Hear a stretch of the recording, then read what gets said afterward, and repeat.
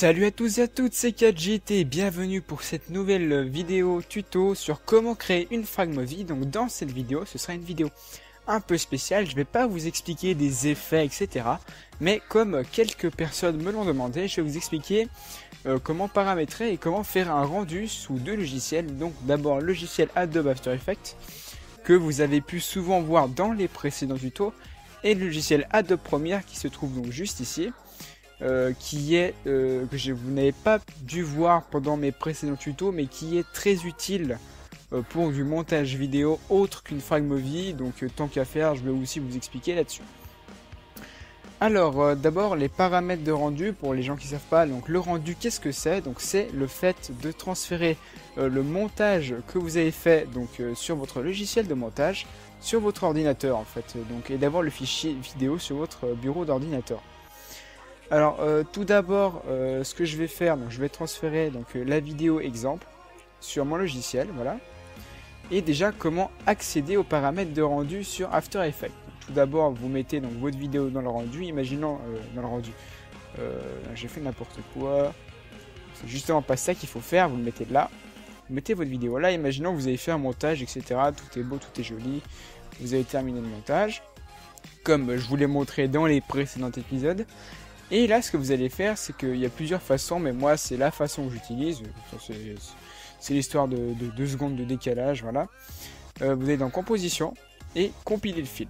À ce moment-là, donc là, vous avez donc les paramètres de rendu, donc les paramètres de rendu actuels ici. Donc vous avez différentes choses. Je vais vous expliquer pas à 100% à quoi servent toutes les options, mais seulement celles les plus utilisées et celles auxquelles j'ai dû y recourir. Donc déjà, les paramètres de rendu, ça, c'est modifiable, on peut modifier. Là, la qualité. Ici, c'est la qualité de l'image. Donc optimal, c'est la meilleure des qualités possibles de votre vidéo. Donc la qualité à laquelle votre vidéo a été filmée. Après, vous pouvez la mettre en ébauche, en filaire. Je sais pas trop à quoi ça sert, vu que ça rendrait le truc un peu dégueulasse. Même chose, résolution, ça c'est la résolution intégrale de votre vidéo, donc la résolution avec laquelle vous avez filmé la vidéo. Après vous pouvez descendre la résolution si par exemple, imaginons, vous voulez avoir un rendu pas trop lent et ce rendu sera utile uniquement pour montrer à peu près comment ce sera un ami. Si vous n'avez pas une bonne connexion ou un ordi très puissant, ça peut être utile de modifier la résolution, même si encore une fois j'en ai jamais eu vraiment l'utilité, moi en tout cas. Donc là ça vous indique la résolution de votre vidéo. Ici le cache disque, je sais pas trop à quoi ça sert, je n'ai jamais eu besoin. Donc les échantillonnages temporels, là vous pouvez activer des interpolations d'images, c'est pas très utile, j'ai pas trop utilisé non plus. Rendu de trame, jamais utilisé. Flou directionnel, c'est activé par défaut, mais vous devez quand même l'activer dans votre vidéo. En gros c'est quand ça bouge vite ou des choses comme ça, t'as un flou qui se crée. Mais j'utilise pas trop souvent non plus. Et ça, étendue temporelle, vous laissez ça, mais j'ai jamais changé ça non plus. Donc utilisation de doublure, ça j'ai jamais utilisé. Donc il y a pas mal de choses que vous aurez très peu besoin, si ce n'est pratiquement jamais, ou que dans des conditions qui arrivent pas très souvent, et de rares conditions. Là, les effets, donc vous pouvez désactiver tous les effets que vous avez mis sur votre vidéo. Bon, c'est un peu con parce que vous êtes fait chier à les mettre, enfin voilà quoi. Vous voyez ce que je veux dire. Les options solo, je sais pas à quoi ça sert non plus. Les calques repères, non plus. Mais d'habitude, par défaut, le truc est plutôt bien configuré. Hein, mais je vous explique quand même. Les codages de couleurs, je vous conseille de les laisser par paramètre actuel. Donc moins vous aurez de bits, donc 8, 16 ou 32 ou paramètre actuel, je sais pas combien c'est normalement. Moins en gros la résolution, la qualité de vos couleurs soit dans la vidéo. C'est pas exactement ça, mais c'est pour vous expliquer en plus simplifié. Là, quelque chose qui est utile, vraiment, donc le plus utile il se trouve là et là.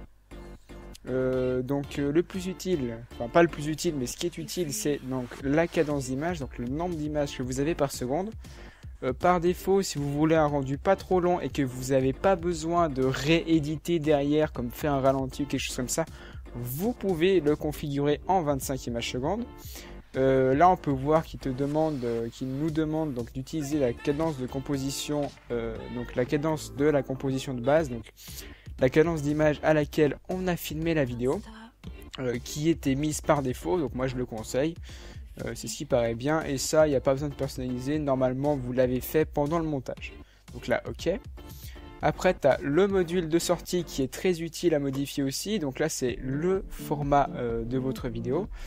Moi habituellement je laisse en AVI, je crois qu'en Windows Media ça marche, mais il faut activer l'audio si vous avez l'audio derrière, même chose pour AVI d'ailleurs. Attendez, non, l'AVI il faut activer la sortie vidéo. Pas oublier ces deux choses, hein, sinon vous vous retrouvez comme un con avec un écran noir ou quelque chose comme ça. Après, donc vous avez différents formats. Donc là, le H.264, je crois que c'est le point MP4, ça correspond au point MP4 que j'ai jamais utilisé sur After Effects, mais que j'utilise souvent sur Adobe Premiere. Donc vous verrez dans la suite du tuto. La séquence JPEG, en fait, ça vous enregistre toute votre vidéo en images. C'est-à-dire à une seconde de votre vidéo, à la seconde 1 de votre vidéo, vous aurez telle image, à la seconde 1,1 vous aurez telle image, ainsi de suite, ce qui vous créera une animation, donc ça peut être utile, et on a déjà utilisé ça dans un des précédents tutos. Après vous avez MPEG 2 pour la vidéo, MP3 c'est uniquement l'audio, je pense que ça vous connaissez, du moins la plupart des gens connaissent. Vous avez pas mal de choses, séquence Photoshop, je pense que c'est uniquement pour Photoshop logiquement, mais j'ai jamais utilisé. Moi je vous conseille de laisser sur AVI si vous voulez juste une vidéo propre et normale. Après donc dans ça vous pouvez changer plein de choses, donc le codec que moi je change pas habituellement, les couches, alpha, mais d'habitude je laisse tout ça de base. Et la sortie audio aussi, même si vous pouvez augmenter tout ça. Voilà. Après on a le destin, donc c'est l'endroit où vous enregistrez votre vidéo. Donc moi je peux l'enregistrer sur le bureau et je pourrais le nommer, imaginons trollolol.avi. Donc le point AVI est déjà mis de base ici. Vous faites enregistrer et quand vous cliquez sur rendu, donc il y aura un chargement que moi je ne vais pas faire, hein, donc j'arrête. Il y aura un petit chargement qui défilera tout ça. Et une fois que ce sera terminé, vous aurez votre vidéo sur le bureau. Donc là j'ai fait un tout petit bout, donc là vous pouvez voir le début de la vidéo que j'ai faite. Mais d'habitude c'est un peu plus long à faire le rendu si vous avez des effets et surtout si vous avez un ordi pas très puissant.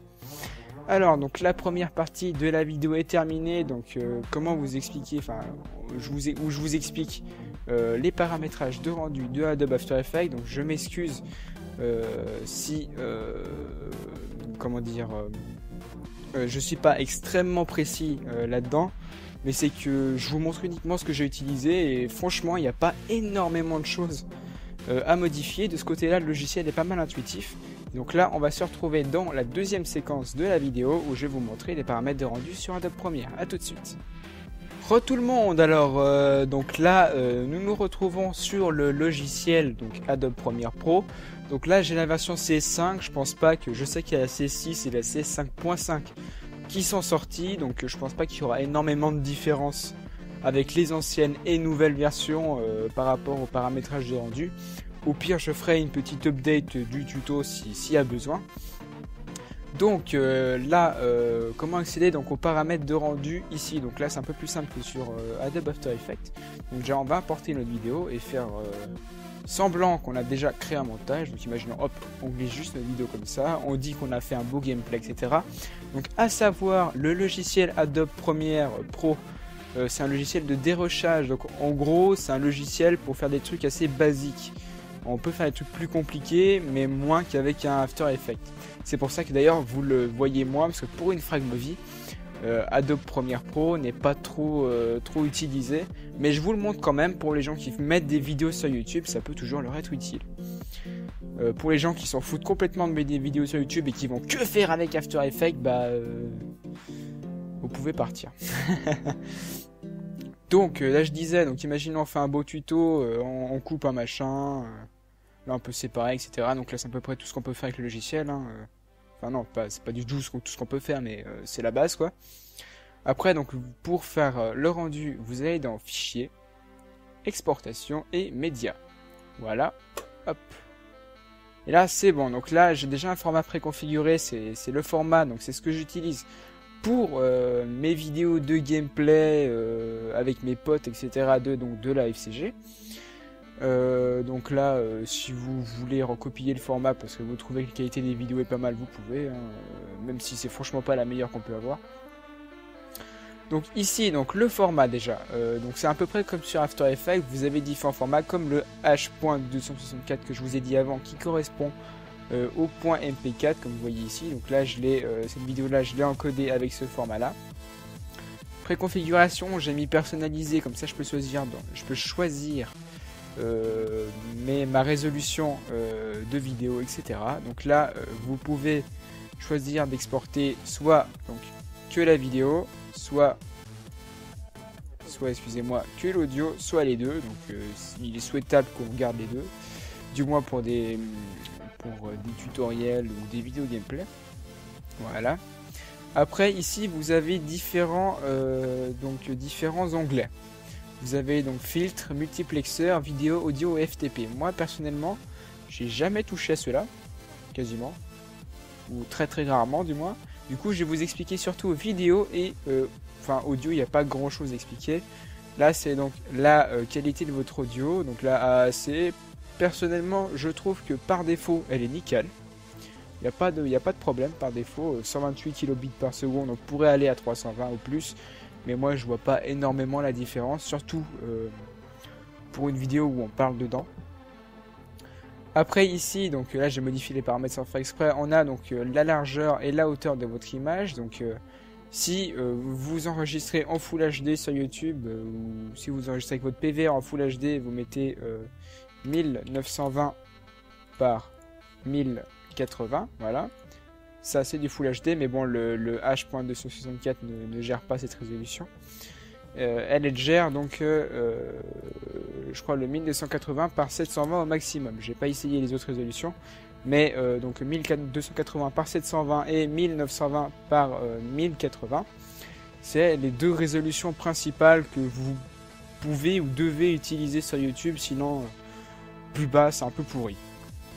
Et entre les deux, ça fera des bugs avec YouTube, la plupart du temps du moins. Donc ça, donc la résolution de votre image, dans les pixels. Après, ça c'est les images secondes, si vous avez, ou si appelé les FPS en anglais. Donc là c'est à 30, vous pouvez mettre à 25 ou à 24, je vous conseille 25, enfin 24, 25, il n'y a pas une énorme différence de toute façon.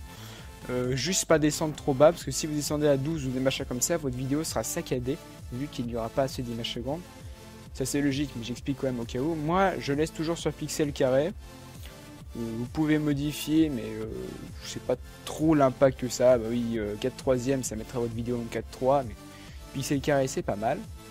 Ça, j'utilise jamais personnellement. Ça non plus. Ça, je modifie pas, parce que les fois où j'essaie de modifier, personnellement, moi, ça a juste bousillé ma vidéo. Ça, même chose. Non, ça, même chose, ça, j'ai jamais vraiment utilisé. J'ai pas eu d'utilité. Et moi, dans mes vidéos, je coche utiliser la qualité de rendu maximale. Mais ça, c'est parce que j'ai un bon PC. Pour les gens qui ont un moins bon PC, comme le PC que j'avais quand j'ai commencé mes vidéos, des choses comme ça, moi avant je cochais pas. Personnellement, ça améliorait de beaucoup la vitesse de rendu pour une qualité qui n'était pas si différente que ça. Donc, du coup, tant qu'à faire, si vous avez un pas très bon PC, cochez pas, et si vous en avez un bon, bah cochez. Donc voilà, après, donc, comme je disais, dans les formats, vous pouvez choisir plusieurs choses. Je vais vous donner une petite liste des formats que j'ai essayé et que j'ai bien aimé. Personnellement, comme format, le H.264 est un très bon format, je trouve, parce qu'il permet donc d'allier la qualité de la vidéo avec la compression qui fait que la vidéo soit pas trop lourde et donc ne mette pas trop de temps à se uploader. Et une dernière chose donc pour ce format là, donc préconfiguration, vous avez YouTube grand écran HD et normalement il vous configure tout seul. Voilà, là vous avez tout directement fait tout seul. Après, comme autre format qui est pas mal, donc ça, comme je disais, celui-là, donc le point MP4, il fonctionne maximum en 1280 par 720, oui. Plus j'ai pas essayé, je sais que le Full HD il fonctionne pas avec. Si vous voulez enregistrer en Full HD, je vous conseille donc le format Windows Media. Et donc là, vous pouvez avoir des préconfigurations en Full HD. Donc là, par exemple, Ça c'est la préconfiguration que j'avais déjà utilisée une fois pour une vidéo Full HD.